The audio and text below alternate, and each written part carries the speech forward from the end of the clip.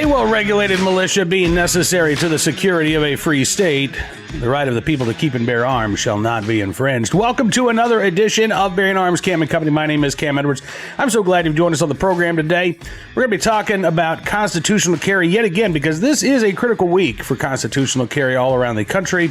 We are looking at Indiana, where reports are that the state Senate could take up constitutional carry language as early as today, with the House slated to follow later this week.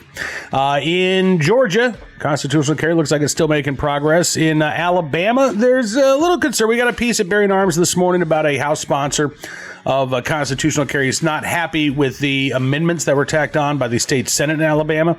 So there are still some negotiations taking place in Alabama regarding the constitutional carry language. There are 11 working days left in the legislative session, so we're getting down to crunch time in Alabama, but I think they still got time to get it done. Meanwhile, in Ohio, the House and the Senate have both approved constitutional carry language. Now it is up to Governor Mike DeWine as to whether or not he's going to sign it.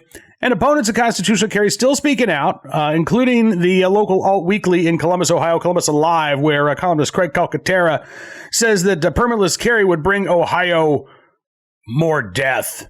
He says researchers have found that states with permitless carry laws have experienced an 11% increase in handgun homicide rates after enactment, which I got to tell you, it's hard to keep track of all of the junk studies that come out on the part of anti-gun activists, but I have to say, I don't buy this. This was from August of 2017. This was from the American Journal of Public Health. The objectives of this study were to, quote, examine the relation of shall issue laws, may issue laws, and homicide rates. So they didn't even look at constitutional carry in this study.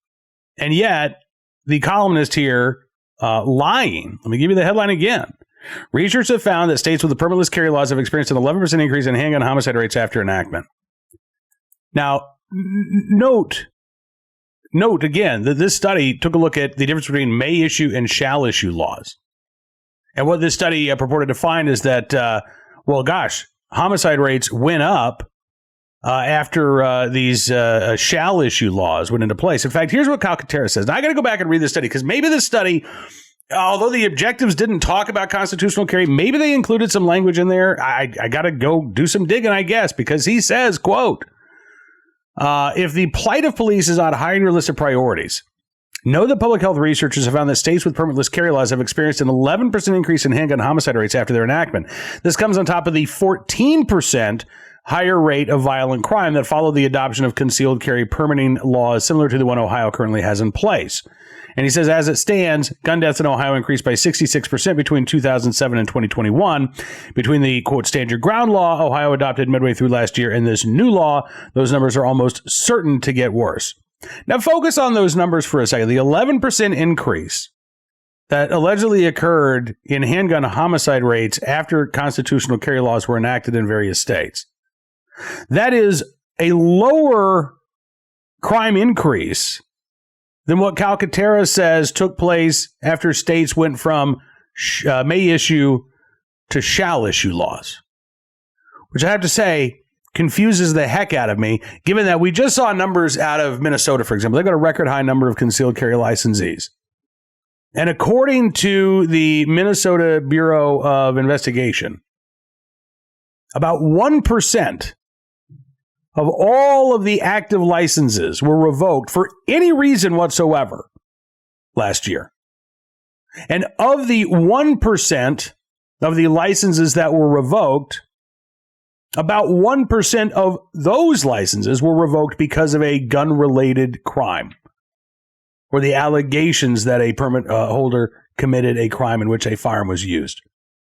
So the idea that, again, less than 1% of 1% of concealed carry holders committed a violent crime in a given year is going to lead to a 14% increase in violence. It just doesn't make any sense to me. It doesn't add up. But again, most of what the gun control activists peddle these days just doesn't add up. Calcaterra says, on the one side, then there's data. Data that those advocating for the elimination of any and all gun safety laws have long since stopped even attempting to refute because they realize that A, they can't, and B, they don't have to refute it because gerrymandering has caused most representatives to be immune from electoral consequences for basically anything they do. On the other side, he says there's passion, albeit a passion that is outsourced to the lobbyist class, which, by the way, I think is Calcaterra's way of saying that there's really no grassroots opposition to constitutional carry, right? There's passion, albeit a passion that is outsourced to the lobbyist class. So you got the paid professional gun control activists. They're upset about constitutional carry, but most of the people really don't give a damn. I would say most opponents, let's put it that way, most opponents of constitutional carry are not hard opponents of constitutional carry. We saw this in Texas, for instance, where public opinion polls showed that public support for constitutional carry before the law was put into place in September of last year, it was less than 50%. Somewhere between 35-40% of Texans said, yes, I support this. So the law takes effect. If this was really unpopular, one would expect that Governor Greg Abbott may be facing some electoral headwinds as a result of his embrace of constitutional carry. Particularly given that he's running against gun ban veto. Mr. Hell yes, I'm coming for your AR-15s. I mean, you cannot ask for a clearer dichotomy of someone who, let's say, is going to go too far in terms of protecting your Second Amendment rights and somebody who's going to go too far in terms of taking your guns away. Now, the election is not till November. We'll see what happens. But at the moment, despite the supposed unpopularity of constitutional carry, Greg Abbott is clobbering Robert Francis Beto O'Rourke in polling, leading by double digits in the gubernatorial race. So when Texans have the opportunity, as they do right now, to choose between constitutional carry and Mr. Hell yes, I'm coming for your guns, it's not even close. They're siding with the guy who gave them constitutional carry. As for Calcaterra's argument that people don't, you're not trying to refute these arguments. Well, hello. I'm not sure what you're talking about. But let's talk a little bit more about the objections from law enforcement. Calcaterra mentioned it. CNN had a big piece the other day focusing exclusively on the objections by law enforcement around the country to constitutional carry provisions, including in Nebraska, where we do have a constitutional carry bill. I have said it's kind of difficult to see if it's actually making legitimate progress because the unicameral legislature kind of makes it hard to know where things are, but it is still getting co-sponsors. So I don't think that I think it's too early to write off Nebraska in terms of passing constitutional carry this year. They're not as far along in the process as states like Ohio and Alabama, Indiana, and Georgia, but the bill is still a viable bill in the Cornhusker state, much to the chagrin of folks like Teresa Ewens, who's the police chief in Lincoln, Nebraska. She says the legislation, quote, raises significant questions. Is this going to make concealed carry holders more emboldened to act themselves when they see a crime? Or will they call 911 and let the police do their job? How will officers differentiate between a criminal with a gun and a concealed carrier? She says as a police officer, you're putting the pieces together as you get on the scene and you only have seconds to make a decision. Officers responding to an active shooter scenario are forced to make split-second decisions to stop the imminent threat to public safety. But a bystander on the scene who's carrying a weapon only complicates the encounter, Ewan says. Which sounds to me like an argument against shall issue concealed carry. Sounds to me like that's an argument against may issue concealed carry. Sounds to me like that's an argument against concealed carry, and not a good one either, by the way. Not an argument against constitutional carry. And again, we've heard this for years. Every time there is an expansion of our right to carry, what do we hear? It's going to be impossible for law enforcement to know who's the good guy, who's the bad guy. And you know what? In some cases, they might actually be right. You might recall that case out of Colorado last year where a armed citizen saw an active shooter, responded to that active shooter, actually shot the active shooter, if I'm recalling correctly, and was then shot and killed by police. I'm not saying it can't happen, but it is extraordinarily rare, particularly given the number of defensive gun uses that we see around the country. Somewhere between 200,000 and 2 million, depending on what study you want to look at. I think it is fair to say around 1 million defensive gun uses each and every year, the vast majority of which the trigger is never even pulled, because the presence of the firearm in the hands of the armed citizen is enough to prevent the crime from escalating any further. So, yeah, nobody's... look, maybe there are people out there. I have never said that owning a gun makes you immune from harm. That if you're a legal gun owner and you're lawfully carrying a firearm, that you never have to worry about being the victim of a violent crime, or that you never have to worry about police mistaking you for a criminal and shooting you.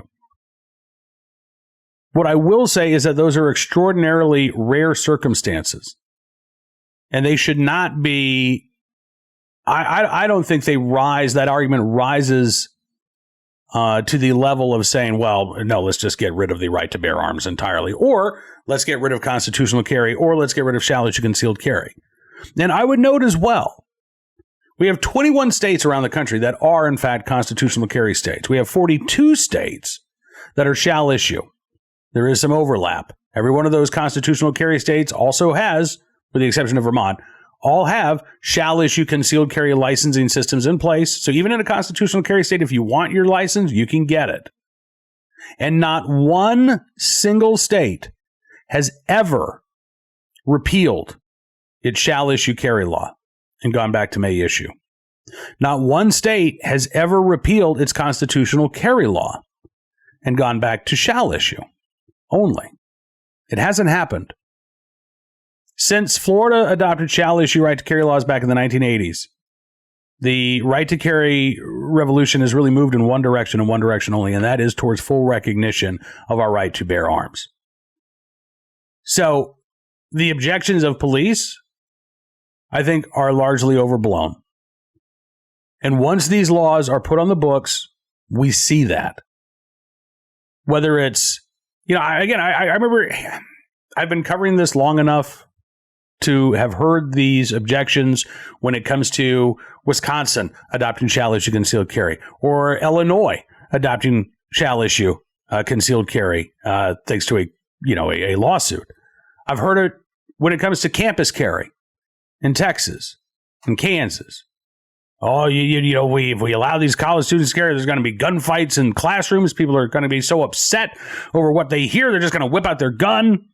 Or, again, if there's an active shooter on a college campus, police respond, but they're not going to know who the good guy is, who the bad guy is. Again, we've heard these arguments for years. And they're scare tactics.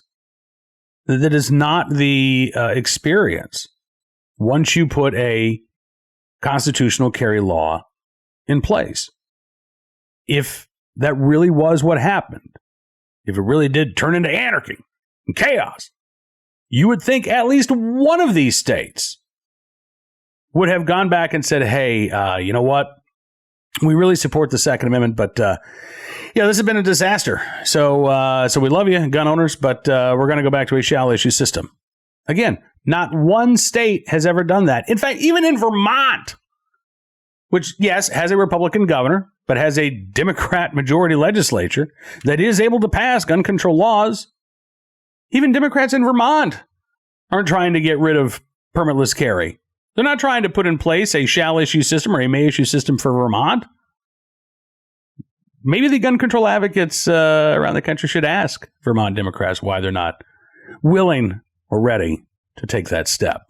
In the meantime, if you are a constitutional carry supporter in any of these states I mentioned, Ohio, Alabama, Georgia, Indiana, and Nebraska as well, I would strongly encourage you to contact your lawmakers. Let them know what you think about constitutional carry. Show your support. And hopefully, in the next couple of weeks, we will go from 21 states that recognize your right to carry without a government-issued permission slip to at least 25. I would love to have half of the country have adopted constitutional carry by the time the Supreme Court issues its decision in the New York carry case, dealing with New York's may issue carry laws, New York State Rifle and Pistol Association versus Bruin, which we should get that decision late May, early June. All right, now let's turn our attention to today's armed citizen story, our good deed of the day. Our Recidivist Report will start there from the gun control friendly state of Colorado, which is seen its violent crime rate only increase since it put its mag ban in place, its universal background check laws in place back in 2013. Every year since, Violent crime has increased in the state of Colorado, even as Democrats continue to put more gun control laws on the books. Why it's almost like gun control laws aimed at legal gun owners don't impact people who illegally possess firearms, like a man on probation who's now suspected of shooting at several people in Pueblo, Colorado. Police are now asking for any potential victims to come forward and let them know about any information that they might have. This was a Saturday morning, just before 1 o'clock in the morning, along B Street in Pueblo, Colorado. According to authorities, there was a fight among several people when shots were fired. Investigators believe the person who pulled the trigger was 18-year-old Zachariah Pino, someone who is, A, not legally old enough to carry a handgun in Colorado, and B, someone who is already on probation for a second-degree assault case. Pino also, by the way, has a restraining order that makes it extra illegal for him to possess a firearm. It also makes it illegal for him to consume alcohol. He is currently facing charges of reckless endangerment, a violation of that restraining order, prohibited use of a weapon, unlawful carrying of a concealed weapon, as well as illegal consumption of alcohol. Thankfully, nobody was hit when the shots were fired. It's also unclear. I guess second-degree assault is a misdemeanor offense in Pueblo, or in Colorado, because Pino is not being charged with being a felon in possession of a firearm. But again, plenty of gun control laws on the books, and none of them effective at preventing young Mr. Pino there from illegally obtaining a firearm and allegedly using it in the commission of a violent crime. Today's armed citizen story from the Lone Star State of Texas, where a woman able to fend off a burglar from inside her home. This was Friday night in Harrison County, Texas. Officials got a call about an incident on Juanita Road in Longview. The sheriff of Harrison County said when deputies arrived, they found 30-year-old Matthew Dylan George injured from a single gunshot wound. According to officials, George had forced himself into the home. While the female homeowner was present, she gave George a verbal warning to leave. According to officials, he refused. They say concerned and fearful about her safety, the homeowner fired a shot which struck George. He was transferred to a local hospital, then transferred to a hospital in Tyler, Texas. Looks like he is going to recover from his injuries. George is currently awaiting extradition from the Smith County Jail back to Harrison County. The sheriff there in Harrison County, Sheriff Fletcher, says, quote, "The entire incident is an excellent example of the importance of our Second Amendment. I'm thankful that the homeowner was unharmed, but I'm also thankful that the suspect in this episode will now face his consequences through the judicial system. It could have ended a lot worse." Indeed. And I'm glad that homeowner is safe and sound. Glad that the would-be burglar is going to be facing the justice system. I just hope that it doesn't result in a plea bargain and a slap on the wrist, because we all know how often that happens. Finally today, our good deed of the day from Pennsylvania, Lancaster County, where police officers in the right place at the right time, willing and able to do the right thing to help a woman deliver a baby on Tuesday morning. West Earl Township police officers Craig Johnson and Josh Mertz were on the clock around 4 a.m. today when they were dispatched to a home in West Earl Township for a report of a woman in labor. When they arrived, they found a 23-year-old Madison Gadsden in her home. She was waiting for an ambulance to get there to take her to the hospital. She was already having contractions, and before paramedics arrived, the baby started to crown. So Craig Johnson, who is a certified EMT as well as a police officer, quickly took the lead, supported the baby's head, assisted Madison Gadsden with the delivery, and baby Josiah Gadsden came into this world at 4:23 a.m. Johnson used an aspirator to clear the baby's airways, cut the umbilical cord, wrapped him in towels to keep him warm, monitored both little Josiah and his mom until EMS arrived, which was about 3 minutes, by the way, after birth. Madison and her child transported to a local hospital. They are both reportedly doing great. The police department there in West Earl Township said they want to congratulate the Gadsden family on their new addition and hope for good health and fortune. So in the right place, at the right time, willing and able to do the right thing to help welcome young Josiah into the world We thank these officers from West Earl Township, Officer Craig Johnson and Josh Mertz, for your very good deed. That is going to do it for this edition of Bearing Arms Cam and Company. I want to thank you for being a part of the program. As always, again, if you are in a constitutional carry state, or let's say a state in which constitutional carry is currently up for debate, please use your voice, use your First Amendment rights to support your Second Amendment rights. Let your lawmakers hear from you. Be polite, be civil, but don't be vague. Let them know exactly where you stand, that you want to see constitutional carry become the law of the land where you live. I am praying that one day, and not too far from now, we get to do this in the Commonwealth of Virginia. We got to take care of the state Senate first, but we do that. I'm feeling pretty good about the opportunity for Virginia to maybe become the 26th constitutional carry state. All right, we will talk with you again tomorrow. Don't forget to check out bearingarms.com throughout the day for even more of these Second Amendment news and information that you need to know about. There is a lot going on right now in state legislatures around the country, and we are going to keep you caught up to date on all of the bills that are making progress, both good and bad, there at the website. If you like what you see, you can also become a VIP subscriber. Just go to bearingarms.com/subscribe. Use the promo code GUNRIGHTS, and you can get a significant savings on your VIP membership. As our way of saying thank you for your support for our pro-Second Amendment independent journalism. We're going to give you exclusive news stories, commentary, analysis you won't find anywhere else, because your support really does make a difference, and it does matter. So again, thank you very much. We'll talk again tomorrow, but until then, be well, be safe, and be free.